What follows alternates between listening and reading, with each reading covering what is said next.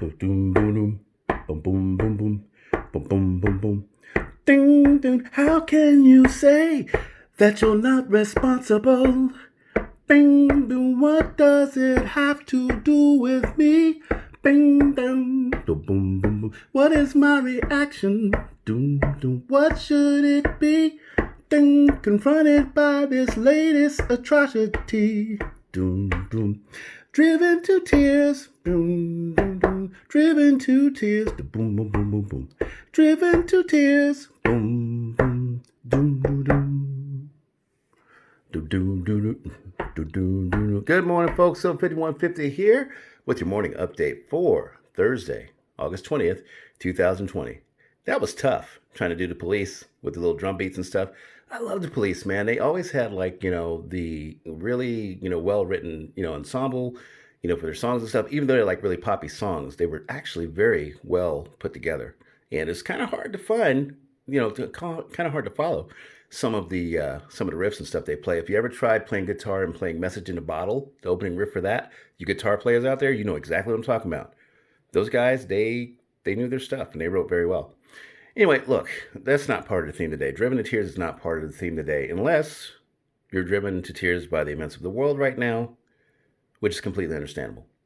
But no, we're here to talk about something else today. Something which I think doesn't get enough coverage. Something joyful. Joyful enough that you may be driven to tears in a fit of zealousness. But before we dive in, let's take a look at some of these offerings by Lisa Parker and Amy Brown. You guys have seen some of these in my videos before, but we're going to go through the entire array of everything I have in my stack, which is not the full collection. But anyway, so these are the 5-ounce specialized coins, okay, from Amy Brown and Lisa Parker. And I got these from JM Bullion probably when they were on special about 10 weeks ago. So let's go through them real quick, shall we? Okay, let's go through them real quick. Now, before we get started, I'm going to go ahead and clear some things up. These are all 5-ounce rounds, okay?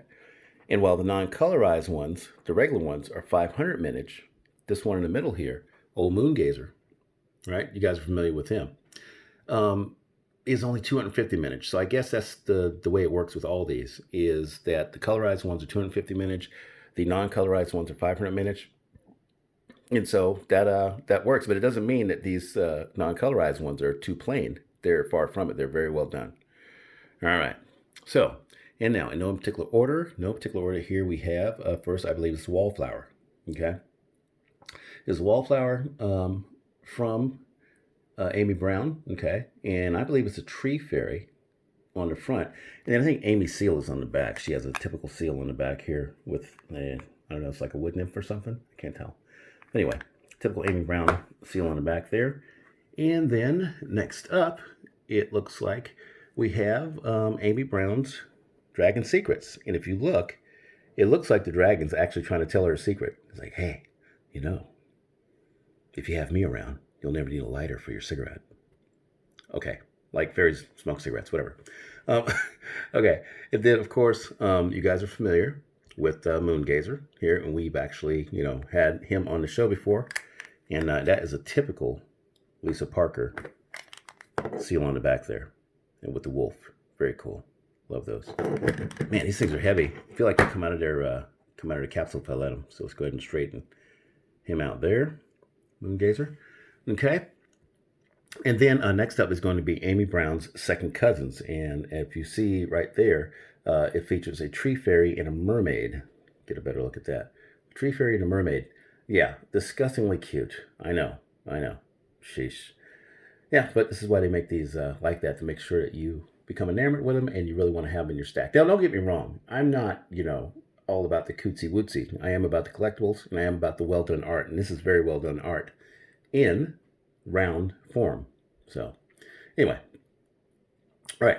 Next up is going to be Lisa Parker's What Lies Within. What Lies Within. Now, look here. Let's take a minute. And I know I'm going to get myself in a lurch when I say this. All right? I'm totally going to get it here. But doesn't this, doesn't this kind of remind you of your wife or girlfriend, right? Coming up on your smartphone in a living room somewhere when you're not around and it's just sitting there unlocked? I mean, look at the cat's like, should I go in? Should I do it? And you're like, what do you mean? You know the cat's going to go in. Just like your wife or your girlfriend is going to check out your phone. Sorry, that's just the kind of creatures they are.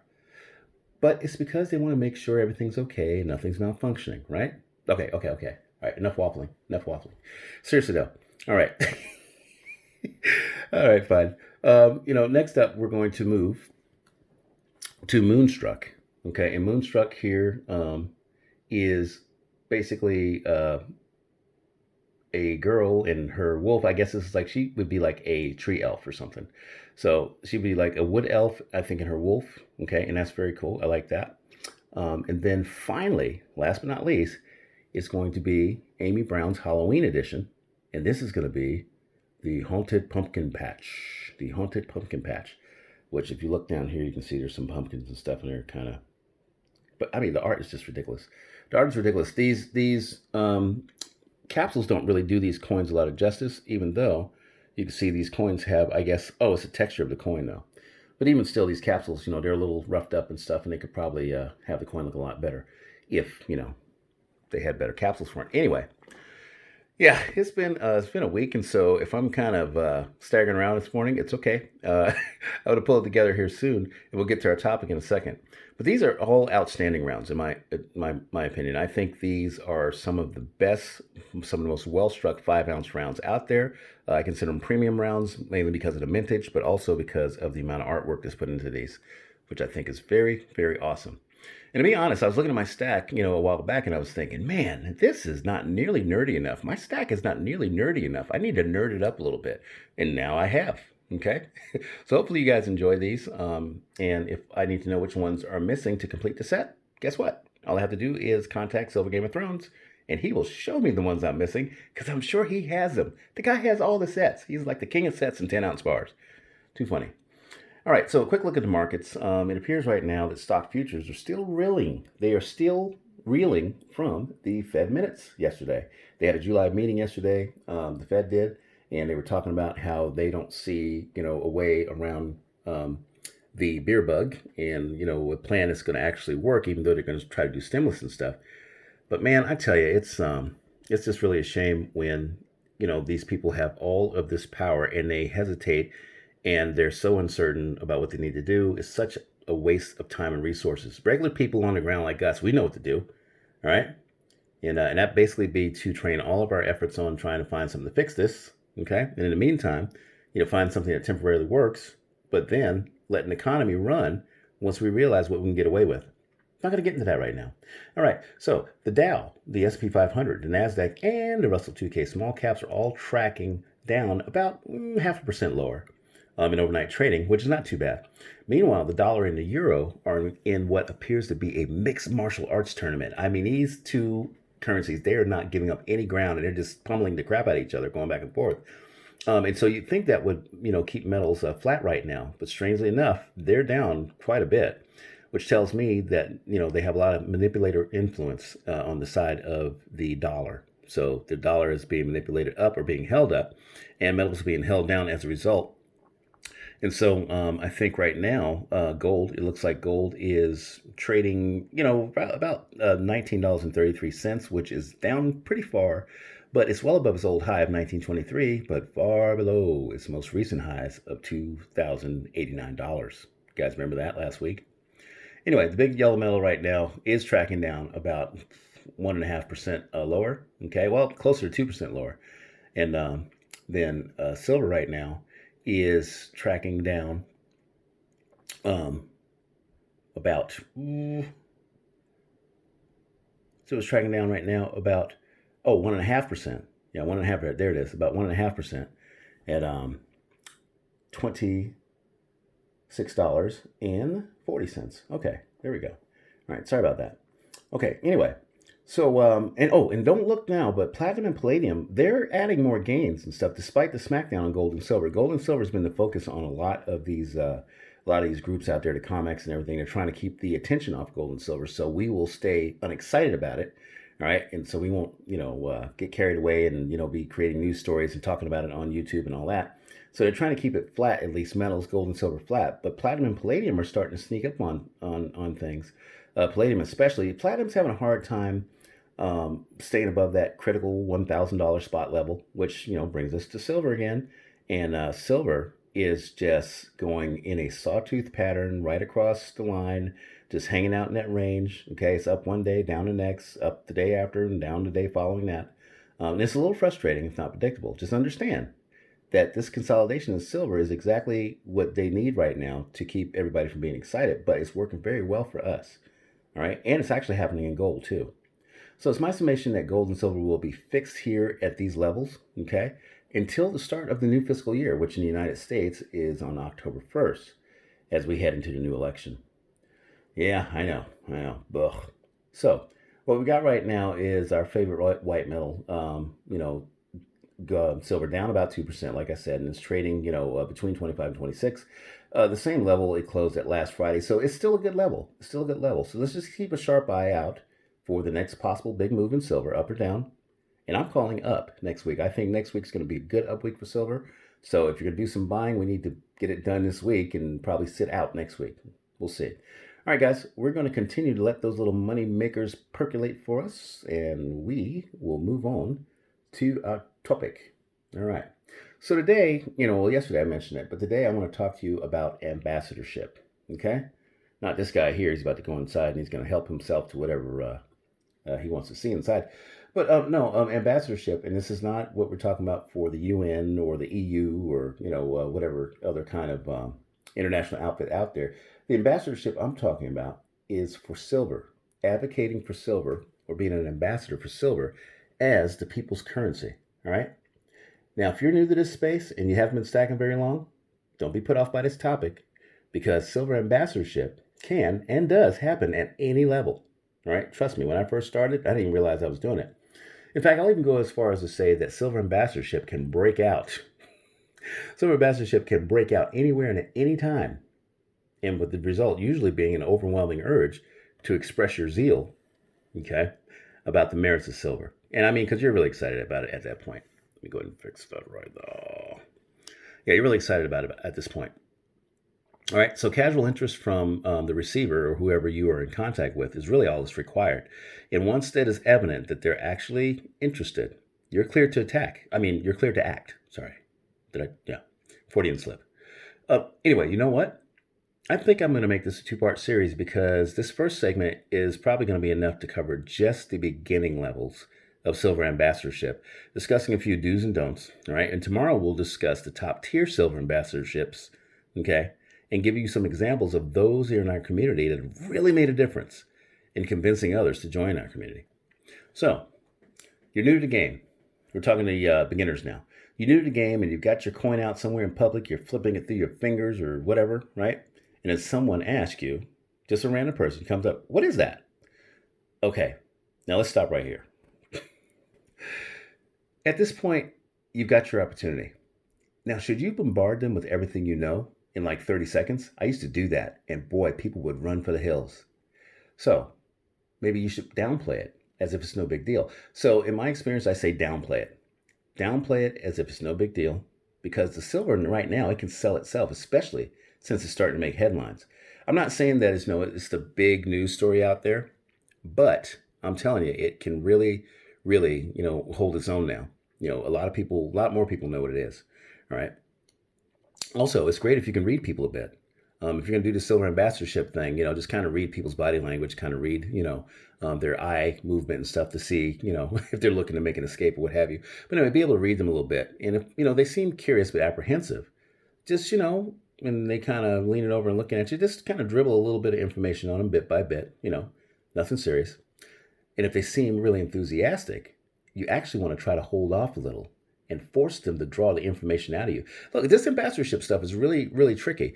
I mean, you don't really think about it when you do it. If you just kind of go with your gut and your emotion, you're going to come off as a little bit excitable, especially if you've been bitten by the bug.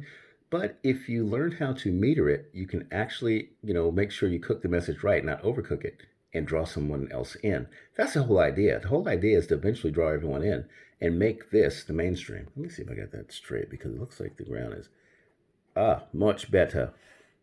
Man, I got issues. All right.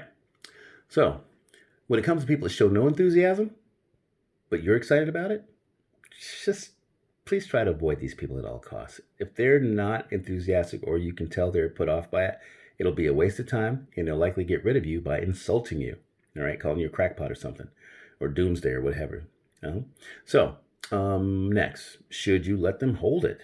All right, if they're pretty interested, should you let them hold it? Your coin, talking about. Okay, you feel that you're in a comfortable scenario. If you feel that you're comfortable there, and if they seem inclined to want to do it, make sure to drop it in their hands. Don't hand it to them.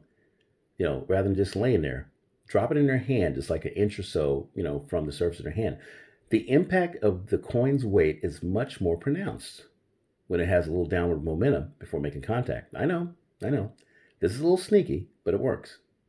Now, over time, you might carry a little more silver, around with you. The amount of silver you carry will increase. Trust me, it happened to me. And like in a case where I was carrying at one point up to 15 different sovereign coins at one time to add some variety, but more so for the weight.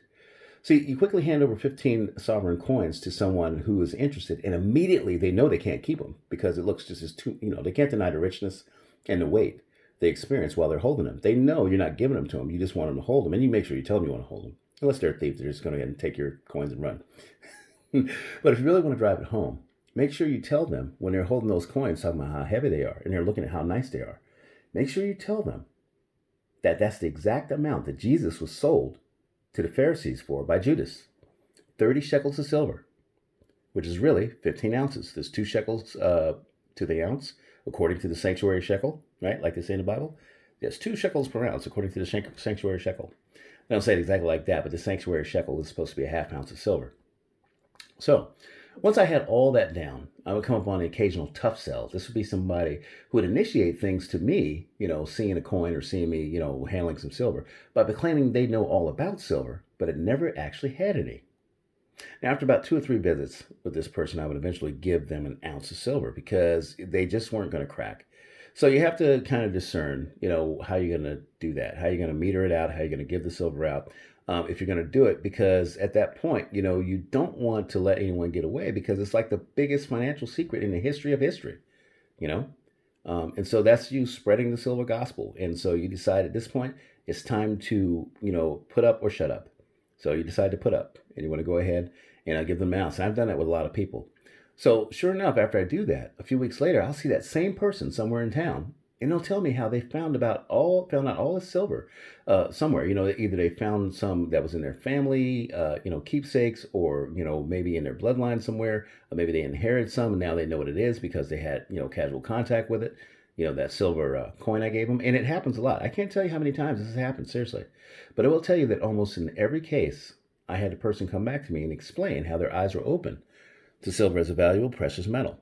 And silver it really is a valuable precious metal. You guys, I'm telling you, we're going to see a period where you're going to see the words silver and rhodium used in the same sentence. And it's going to be a big surprise to everybody. We had no idea there was so little of it, and we had no idea that it was, getting harder to mine, and that, the mining gap that we had back in March and April was going to make, April and May was going to make such a mess of things. And silver is going to start to enjoy this really serious rarity, and it's going to start climbing in price, and it's going to close the gap on a lot of its noble brothers. And I'm telling you, man, you're going to be pleasantly surprised. On top of everything else, the Exodus pyramid with all the quadrillions. You know what? Let me see if I can grab that.